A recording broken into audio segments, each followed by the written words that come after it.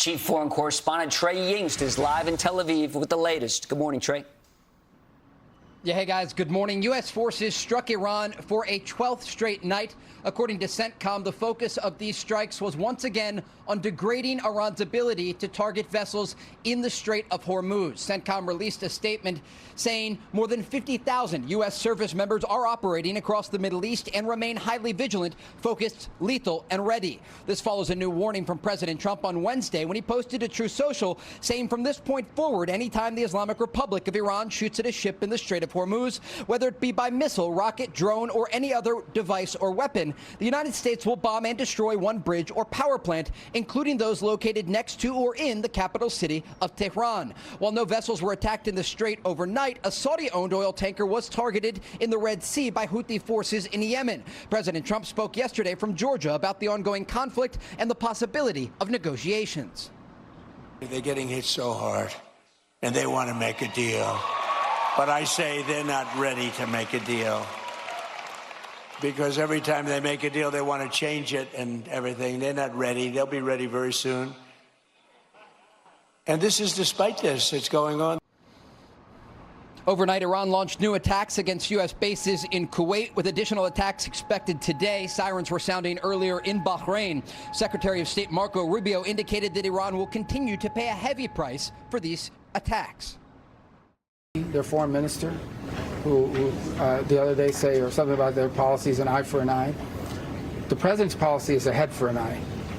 I mean, honestly, that's what it's going to be. I mean, they will pay a very heavy price, okay? These people who are calling us every day, begging, let's do a deal, they send us messages through other countries, third countries.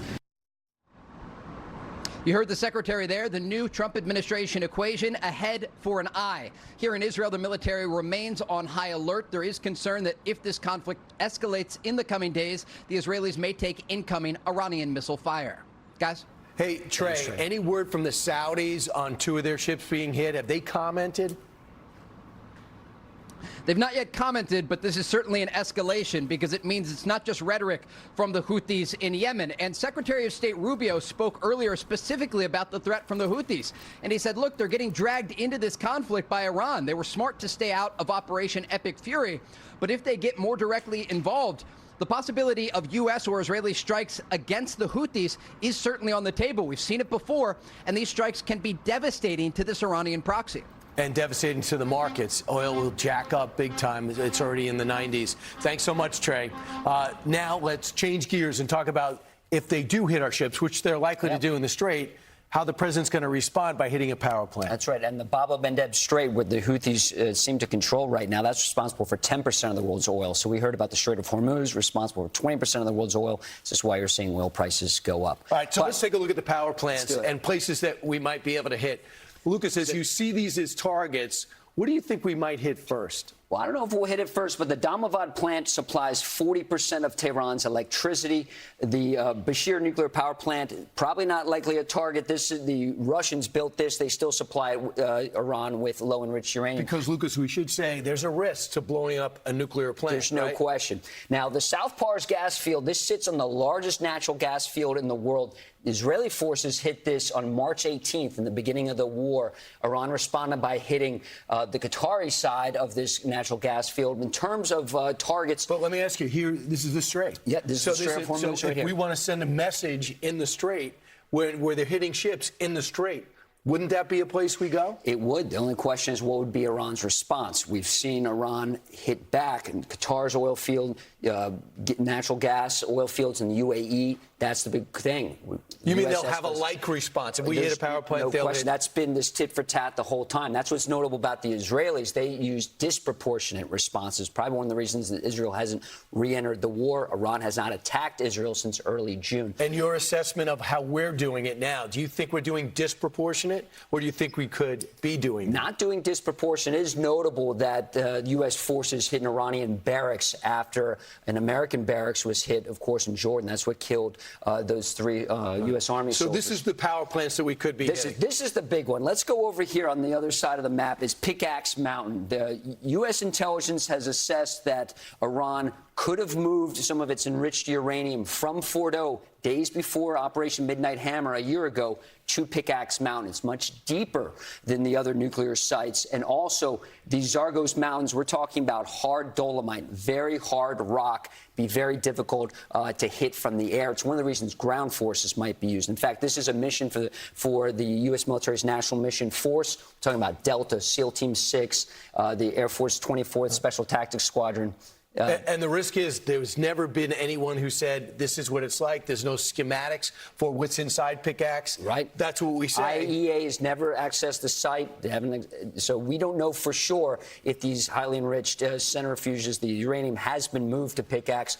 But it's on the radar. We heard from President Trump saying that he will be striking Pickaxe very soon. We've seen bones flying from Britain. Those are the B-1 bombers. And, of course, the B-2 bombers fly from Whiteman Air Force Base in Missouri on that round-the-world flight that we saw. And Natanz has been hit, right? Natanz has been hit, Fordo and Isfahan. Those were the 3 sites hit for Operation Midnight Hammer a year ago. Again, so far, Pickaxe has remained untouched.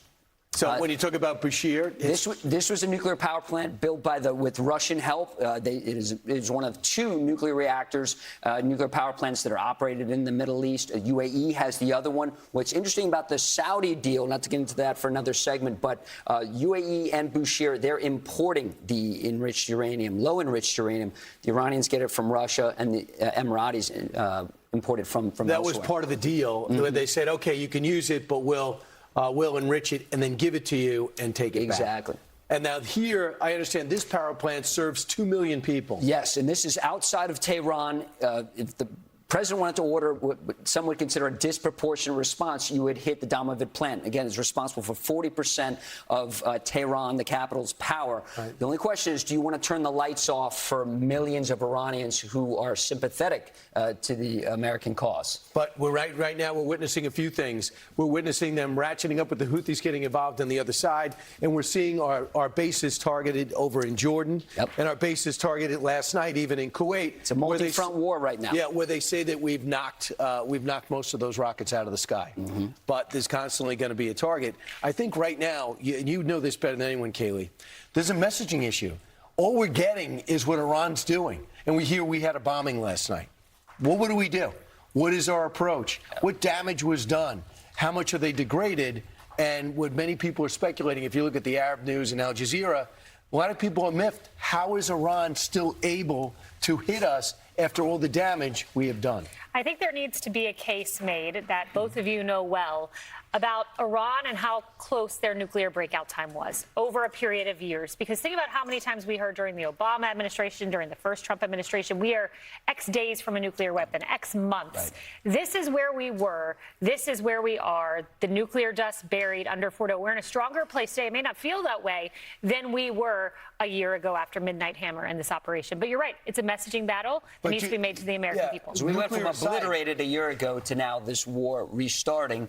And really, when we talk about 12 straight nights of airstrikes, it's really, this war restarted on the night of July 7th. President Trump went to the NATO summit in Ankara. That's when Iran hit those 3 ships. That's what prompted the first night of airstrikes. They continued for 2 nights. They took a break for two nights after that. And then we've now on this 12-night crusade. Maybe the biggest change was what Iran did in the pause in fighting since the MOU was signed. It looks like they armed up and they reconfigured and they reconstituted more than we thought. Sure, got to take the missiles out of the ground. Yeah. Be sure to like and subscribe for all the Fox News latest on YouTube and catch full shows streaming now on Fox One.